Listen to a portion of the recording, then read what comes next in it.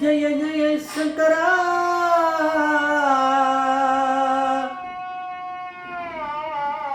ஹர ஹர சங்கரா ஜெய ஜெய சங்கரா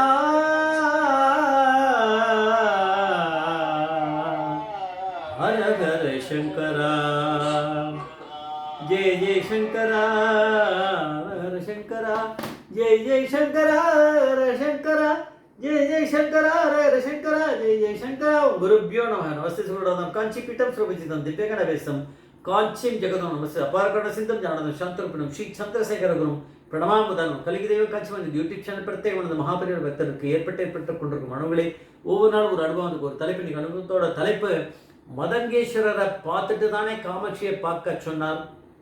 மதங்கேஸ்வரரை பார்த்துட்டு தானே காமாட்சியை பார்க்க சொன்னார். இது வந்து இன்னைக்கு அனுபவம் வந்துல ஒரு நல்ல ஒரு மிராக்கிள் பெரிய ஒரு இது இருக்குது நமக்கு. அது வந்து அதை ஒரு சாதாரணமாக எடுத்துன்னு போயிட்டு அடுத்த இதில் அது பெரிய விஷயம். அது இன்னொன்று இருக்குது. அதை நாளைக்கு நம்ம பார்க்க போகிறோம். இன்றைக்கி இருக்கிறதே ஒரு ஒரு பெரிய நம்ம நினச்சே பார்க்க முடியாதபடி ஒரு அனுபவம். அதை நம்ம பார்க்கலாம். இந்த எஸ்எம் கணபதி ஸ்தபதி அப்படிங்கிற ஒரு ஆந்திரா கவர்மெண்ட்டில் ஆர்கியாலஜி டிபார்ட்மெண்ட்டில் சீஃப் இன்ஜினியர் பொசிஷனில் ஏதோ ஒரு போஸ்ட் கொடுத்து அவர் வந்து ஒர்க் பண்ணியிருந்தார். அந்த மகாபெரிவா கிட்ட வந்து அவர் நிறைய கைங்கரியங்கள்லாம் பண்ணியிருக்கார் இல்லையா. அவர் நிறைய கோவில்கள் வந்து அவர் சிற்பக்கலை அவர் நல்லா பண்ணி கொடுத்துருக்காரு. அதனால் அவர் மகாபெரிவாளோட அத்தியந்த பக்தர்.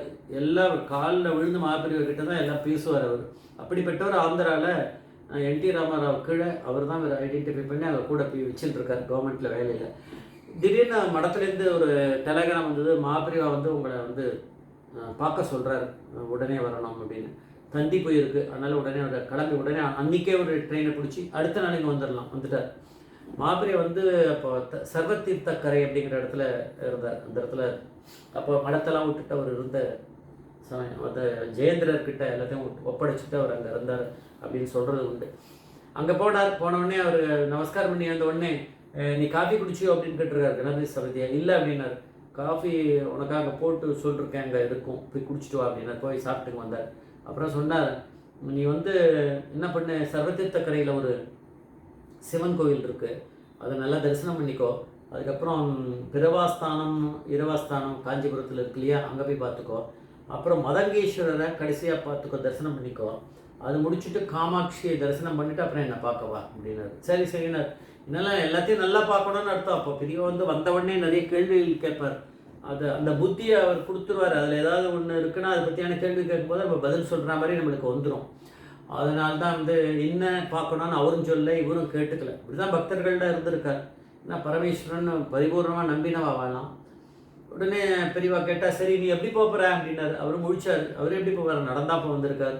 அதெல்லாம் சுற்றணுன்னா எப்படி போகிறது. ஏற்கனவே வந்தது சாயங்காலம், இப்போ இருட்டிடும் கொஞ்சம் நேரத்தில். அதனால் என்ன பண்ணுறாரு, அங்கே ராமச்சந்திர ஐயர் அப்படின்னு பாரத் மோட்டார்ஸ், அவர் மகாபெரியோட அத்தியத்த பக்தர், அவரும் தரிசனம் பண்ண வந்திருக்கார். அவர் கொண்டாட்டி, நீ காரில் தானே வந்த அப்படின்னு. ஆமாம் அப்படின்னாரு. உன் காரை இவனுக்கு கொடுத்துரு, நாளைக்கு அவன் கொடுத்துருவான் காரை, இவனுக்கு தேவைப்படுறது நிறைய இடங்கள் போனோம் அப்படின்னு. அவர் ராமச்சந்திர ஐயர் சொன்னார், நான் கேட்டுன்னு தான் இருந்தேன், நானே அவரை கூட்டின்னு போய் எல்லா இடத்துலையும் தரிசனம் பண்ணி வைக்கிறேன். உனக்கு ஒன்றும் சிரமா இல்லையா, எனக்கு என்ன எனக்கு பாக்கியம் அப்படின்னார். சரி போங்க எல்லாரும் அப்படின்னார். கிளம்பினார்.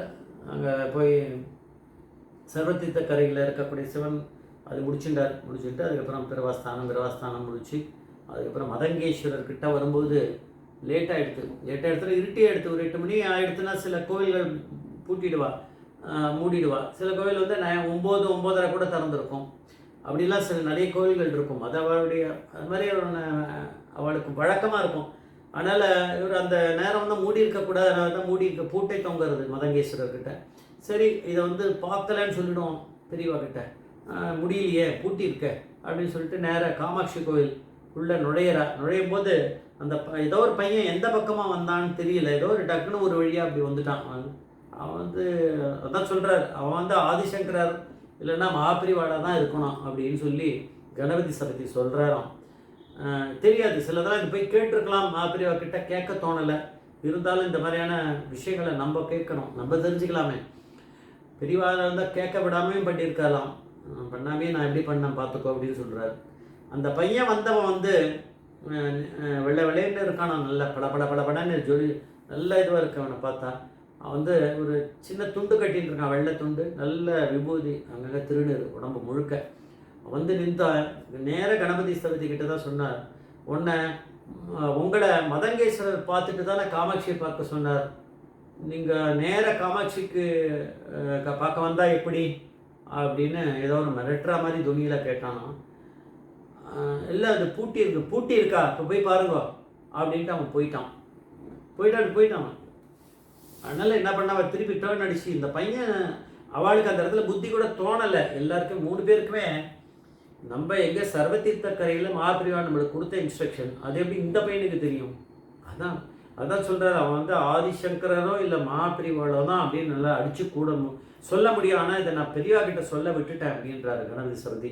சிலதெல்லாம் மறந்து போயிடும், ஆனால் நம்ம தெரிஞ்சுக்கலாம். அது ஆதிசங்கர மகாபிரிவா இருந்தார், எல்லாமே ஒன்று தானே, அவர் 2மே நான் தான் சொல்லியிருக்கார்.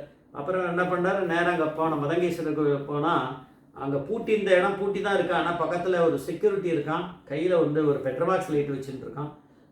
சொன்னார், பெரியவா அமைச்சிருக்கா, தரிசனம் பண்ணால் ஏதோ பார்க்க சொல்லியிருக்காரு, வாங்க நான் கூட்டின்னு போகிறேன் அப்படின்னு கதவு திறந்து சாவி போட்டு அவங்ககிட்ட செக்யூரிட்டி கிட்ட இருக்குது, உள்ளே கூட்டின்னு போய் எல்லா இடத்தையும் காமிச்சிருக்காரு. அந்த பெட்ரோமாக்ஸ் லைட்டை வச்சுட்டு எல்லாம் பார்த்து முடிச்சுட்டு வந்து அதுக்கப்புறம் காமாட்சி கோயில் அப்பையும் திறந்துருக்கு, அது கொஞ்சம் லேட்டாக தான் இருக்கும் மூடுவா, அதையும் பார்த்துட்டு அப்புறம் போயிருக்கார். அப்புறம் வந்து இதில் இருக்கிறது வேண்டிய அடுத்த கண்டினியூஷன் பிரமிப்பாக இருக்கும், அதை நாளைக்கு பார்க்கலாம் நம்ம. அதனால் அந்த பையன் யார், மதங்கேஸ்வரரை பார்த்துட்டு காமாட்சியை பார்க்க சொன்னார், மதங்கேஸ்வரரை பார்த்துட்டு தானே காமாட்சியை பார்க்க சொன்ன அந்த ஒரு சின்ன பையன், அவன் வந்து படன்னு வெள்ளை வெள்ளைன்னு இருக்கானா. அவனை பார்த்தா பிரகாசமாக ஒரு பெரிய தேவ ஸ்வரூபமாக இருக்கான், அவன் பார்த்தா தெய்வம் மாதிரியே இருக்குது. இது எப்படி அவன் வந்து நம்மக்கிட்ட அதை சொன்னான் போனான் ஒன்றும் புரியலையேங்கிறார். அது பரமேஸ்வரனான மகாபிரிவா தான், அதை நம்ம நம்பியே ஆகணும். ஜெய்சங்கர் ஹரிசங்கர் மகாபிரிவா, பாதமேஸ்வரன் மகாபிரிவா.